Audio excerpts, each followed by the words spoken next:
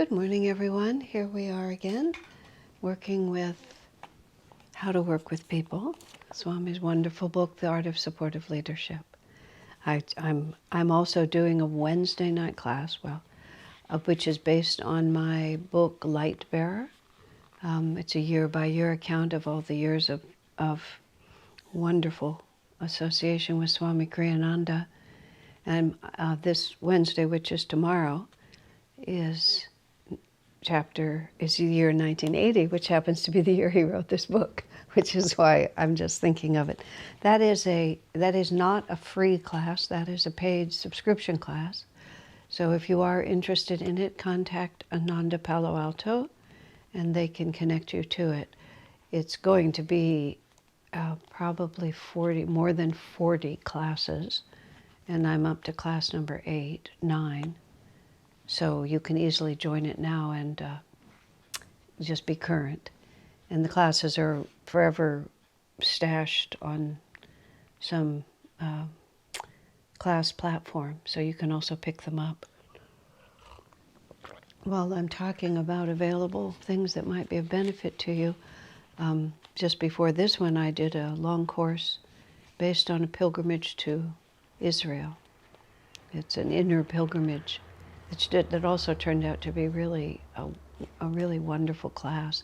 That's completed, but the whole course is on the class platform. Just contact Ananda Palo Alto and you'll be able to find it. Highly recommend both of them, especially as we're coming into Christmas. You might really want to go through some of that walking with Jesus in the Holy Land to bring His Spirit alive for you now.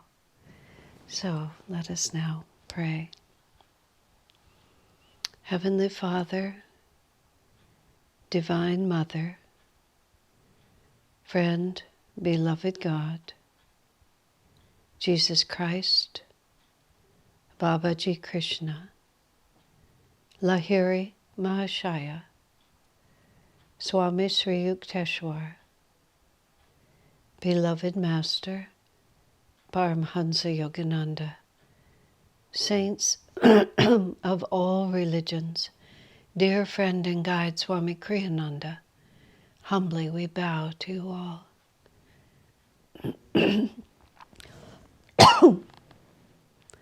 Swamiji, your living presence is the bright light which guides us through the shadows and confusions of this world. Illuminate for us the pathway out of delusion and into the joy of attunement with God. We are your very own. Guide us and bless us. Om peace. Amen.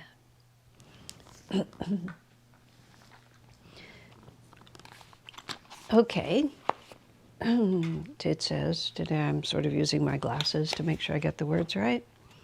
We have been in this really interesting section about openness and willingness as it relates to common sense. I'm going to repeat the beginning of the paragraph I read 2 sessions ago.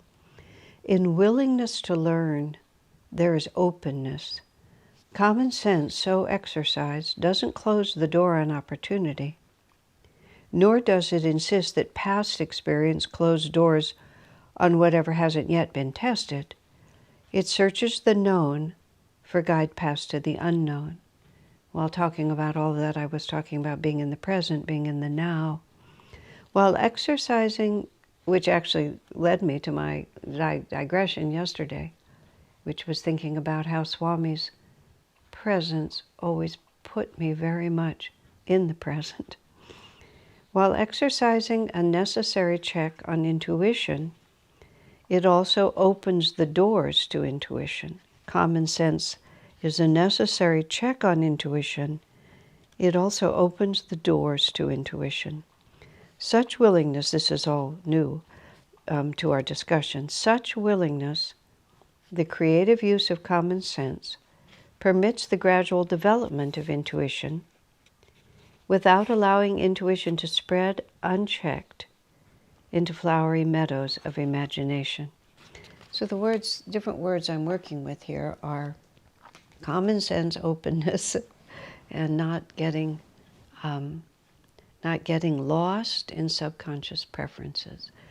I observed in my years with Swami, often in retrospect to my great dismay. Well, let me start first this way. There was a time, and this was decades ago, where a person who had been very central to Ananda became infatuated with a woman and sort of wanted to be with her, and she didn't quite want to be with us. And so they went off and did another project that, seemingly was going to be of a benefit to Ananda, to make the man feel that he wasn't in any way turning his back on his spiritual life. This was when Ananda was Ananda village, period. And so to leave Ananda meant to leave Ananda village. Now we have options all over the globe. And that cycle, running that cycle, took that man a decade. And during that whole decade, Swamiji kept very close in touch with him because the man was, he belonged to Swamiji. He was really just part of Swami's spiritual responsibility to master. When at the end of Jesus' life, Jesus in his, in the prayers which he shared, in his inner introspection, which appears in the Bible because he talked to his disciples, he used the phrase that he hadn't lost any of the sheep that his Father had given him to care for, except for the one who chose to be lost, and that he was referring to Judas in that case. But he didn't really lose Judas. Master said that at the turn of the 1900s, the turn of that century, Judas, the jiva, the individual soul that had lived in the body of Judas and had succumbed to his attachment to money and his arrogance and thinking he knew better than Jesus about how to conduct his mission, that soul was attained final liberation. It took him from the time of Jesus' birth, it was 19 centuries. But compared to eternity, that's not so very long. And even in that incarnation, when Judas realized, you see, Judas thought, it was strategic on Judas's part. He had not lost faith in Jesus. It was a very, just an extraordinary nuance. He hadn't lost faith in Jesus. He just thought that he was a better manager of Jesus' mission than Jesus was. So he conceived of this idea, guided also by his attachment to money, but really his idea, this is how Yogananda explained it, was that he would force Jesus' hand, because Jesus had all the power of the universe, and Judas knew that. And Judas was also a zealot. I mean, I don't know if he was literally a zealot because it was a sect of people, but he was zealous for the independence of the Jewish people, to throw off the Roman yoke. And Jesus clearly had the power to defeat any force in the universe, including the Romans, and to restore the Jewish people to their former glory. But he seemed reluctant to do it. So Judas thought he would back Jesus into the corner by having him be arrested and conceivably being convicted of sedition, of being a threat to the Roman authorities, even though it was really his own people who really put him in that position, and that Jesus would then declare himself in all his might. So when instead Jesus meekly accepted the judgment and the sentence of execution, Judas was ripped from stem to stern and went and hung himself. Just hurled the money back at the priests, who wouldn't take it from him because it was blood money and they wouldn't touch it. He hurled it back at the priests and went and committed suicide, just in some attempt to create reparation for his terrible, ignorant action. Of course, the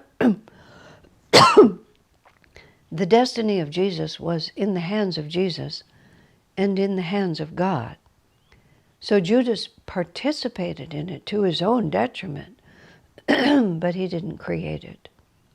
He was just an instrument of these divine forces. So he was the one sheep that was lost because he chose to be lost for a time. So that concept that Jesus presented, that these great souls have responsibility and above all must not lose them. Not lose, I'm so sorry, my throat is really giving me trouble today. Give me just a minute here.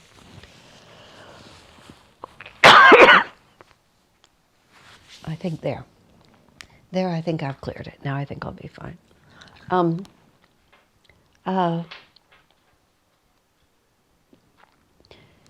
That example that Jesus set, I watched it in the life of Swamiji continuously.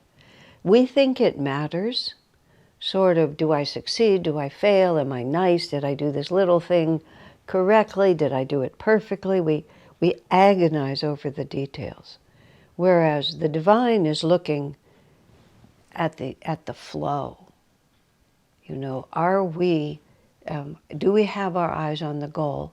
Are we committed to being as effective as we can?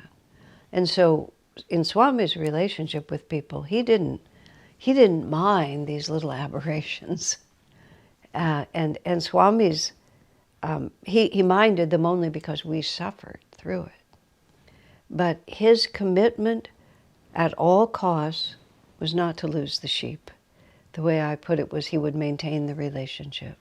And oftentimes Swamiji actually, he would have others of us not using his name. We didn't go and say, Swami said for me to tell you. But we would go and try to help someone see something more clearly and leave Swami out of it completely, so that their sense of Swami would remain completely positive and the correction would come from one of us who our relationship with the person was expendable as long as Swami could keep the tie. He was responsible for them. We were just going to help. So in this instant with this man, for 10 years, Swamiji would keep in touch with him, talk to him regularly, and just see if he was ready to turn his attention back, if he was done with this cycle, the cycle that involved this person, the cycle that involved this project. And Swami would always see that he wasn't really ready to shift, and then Swami would actually start contributing to the success of what he was doing, because he wanted, above all, what he was really doing was proving to this man that Swami's friendship was unconditional. It wasn't like you have to please me in order for me to be your friend. It was just, I am your friend. And then after 10 years, the gentleman just said finally that he was thinking of moving back to Ananda village. And Swami just said, without taking any opportunity to say more, he just said, I think that would be a good idea. And that was that. The cycle ended. You know, and in 40 and 50 years, even 10 years is a while, but not that long.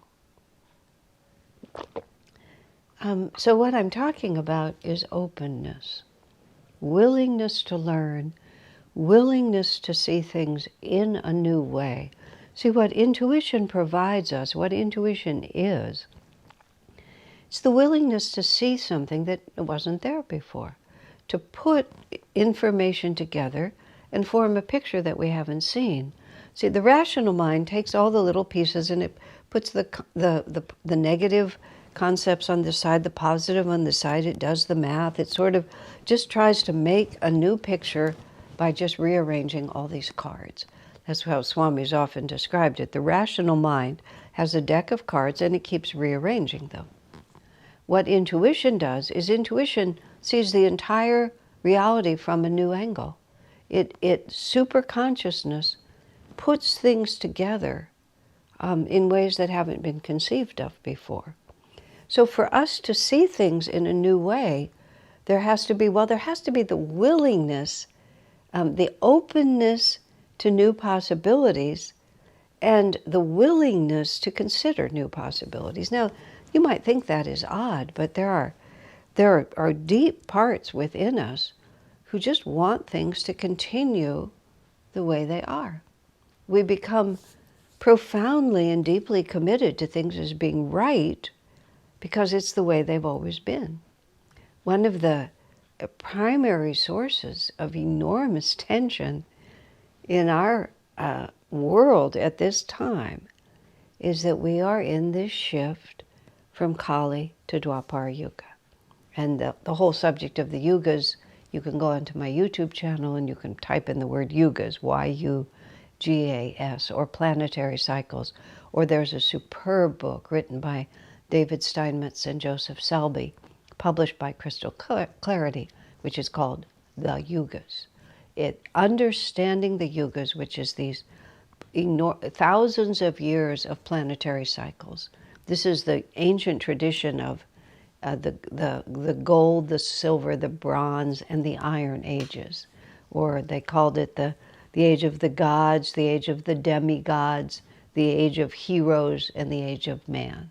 There are many traditions in many cultures which talk about these 4 ages. Am I correct? Yes. Kali, Dwapara, Treta, and Satya. 4 ages in which civilizations, the awareness on the planet rises and falls.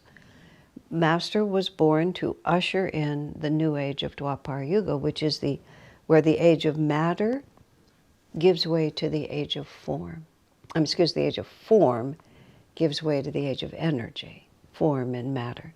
So all of our history and most of our traditions are all based on a commitment to form. 50 years ago, people identified spiritually with the denomination of the church they went to. They didn't even identify as Christians. They were Methodists, or they were Presbyterians, or whatever, the First Baptist, whatever it was. That's who you were. And you came into a town and you looked for a church of your denomination. And then you joined it because I'm a Methodist. Of course I go to a Methodist church. It's just, that's what I would do.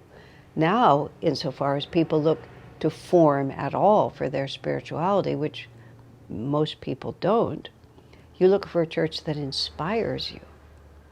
Now, what's happening on our planet right now is this age of energy. It's just like if you put a little child in a little suit that fits his 4-year-old body, and you expect him to keep wearing it. But he gets 5, he gets 6, he gets 7, he gets 8, and you try to put that little suit on him, and he just starts busting through it. Or if he's been wearing it the whole time, it just starts ripping right off of him. And it's terrifying if you don't know, because this is the costume he's supposed to wear. And look at him. He's just ripping it to pieces. What will happen? And so there's this tremendous force on the planet now that this is the way things are supposed to be. And they are literally fighting, with guns and swords and physical violence, because it has to stay this way. This is what we see happening in the Mideast, where this extremely fundamentalist concept of, this is the role of women, this is the role of men, this is what men do, women can only do this. And, with swords and guns, they're insisting that people go back into those forms. And it's a nightmare, is what it is.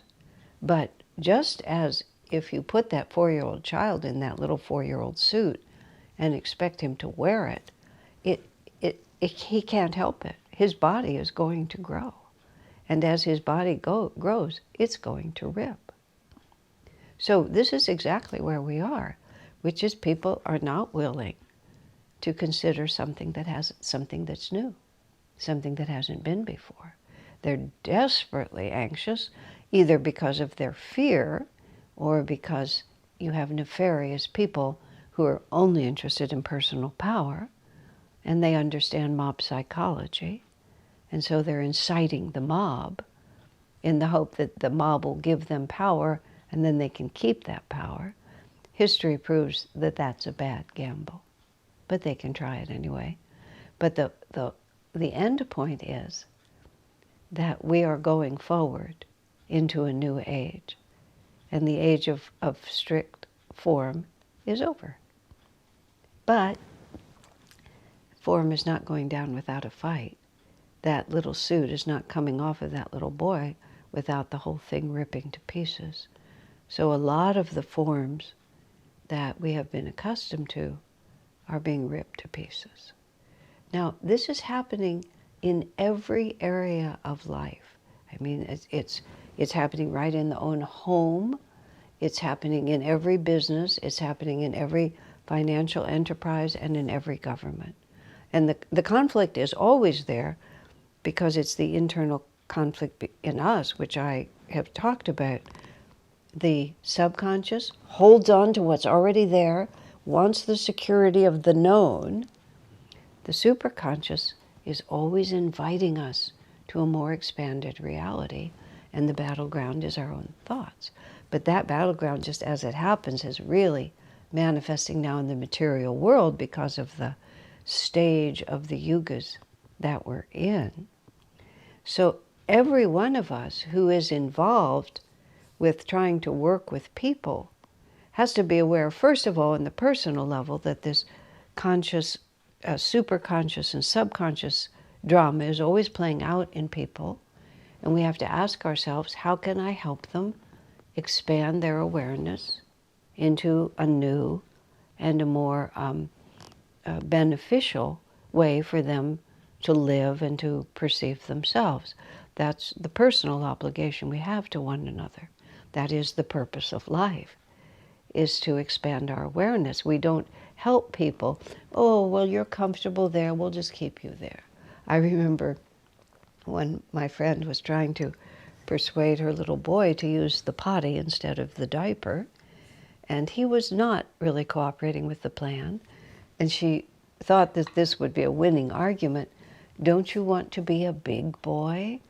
He said, no, Mommy, I love being a baby. And so we both agreed that it was unlikely that he would go to college in a diaper. So she could just comfortably wait. And of course, in time, he became comfortable with the idea that he could use the potty, and he's grown up to be a perfectly normal, fine man. But there is that part of us. Now, in that case, she didn't give up. She just decided to wait, right? But we can't think that we're helping people by, oh, you're more comfortable if we keep it small, just the way you want it. We're not going to ever change anything. That's not real friendship. You're not really helping people. Sometimes you have to wait, but you have to always hold the superconscious in front of you. If you're working in a business enterprise or any kind of a team, but what you have to bear in mind that nothing ever stays the same. Everything is always changing. And if we don't have the willingness to consider that yesterday is not the same as today, and that even though I've staked everything out on the idea that this was always going to be this way, there's absolutely no guarantee anywhere in the universe that it's always going to be this way. I've just seen and thought so many times when California, I think it was statewide, there was some time a couple of years ago when they just passed some regulation that they were just not going to, in retail, that retail stores were just not going to give you plastic bags anymore. And, you started going into the most expensive department stores, and you brought your own bag, or you just carried your merchandise out in your hands. And it was one of the quickest shifts that I've ever witnessed. It was just like one day they were putting our groceries into bags, and the next we were expected to show up with our own bags. I mean, now you can buy a bag and they have recyclable plastic, but nonetheless, We all just walk into the grocery store now with our own bags. We never did that before, ever. But overnight, we all started doing it. And I thought to myself, oh dear, poor bag manufacturing companies. I mean, there's some guy who's been supporting his family for years and thought he could continue to support his family, at least till his kids were out of college, making those plastic grocery bags. And then boom, like that, they were gone. Now, if one had been intuitive and open and willing to consider what the implications of this might be, would you have noticed? Would you have seen it coming? And you can see, just even from a pure financial point of view, would you have seen it coming? Well, not at all. No intuition would ever come if you weren't willing to be open and to use your common sense. Hey, look, there's a really strong movement here against my product. I can just keep paying politicians to protect my product, but how long is that going to work? You know, am I going to be open and willing? I mean, that's well, it's not a tiny example. It's a very true example. And if somebody in your team is beginning to catch that wave, do you just put them down because it's not possible? Can't be. It's always been this other way. If we're willing and open and common sense, you know, like, this movement's really going to get some power here. I can't just say, no, it's not. It never did before. No, it's not. It's just we shoot ourselves in the foot with that. Let's see, I have another thought in this. Let me see if I can find it. Oh, and also then, when we're working with individuals, that we have to really understand that what was true today, what was true yesterday is not necessarily true today. This is especially important when we're dealing over generations. You know, if you have your own children, or suddenly, you know, this happens to people in their 60s and 70s. Suddenly, somebody who's 30 sometimes even comes in a position of authority over you. And their universe is, especially nowadays, because we're moving into Dwapara Yuga, and so forms are breaking so fast that what was just the given for you doesn't even exist for them.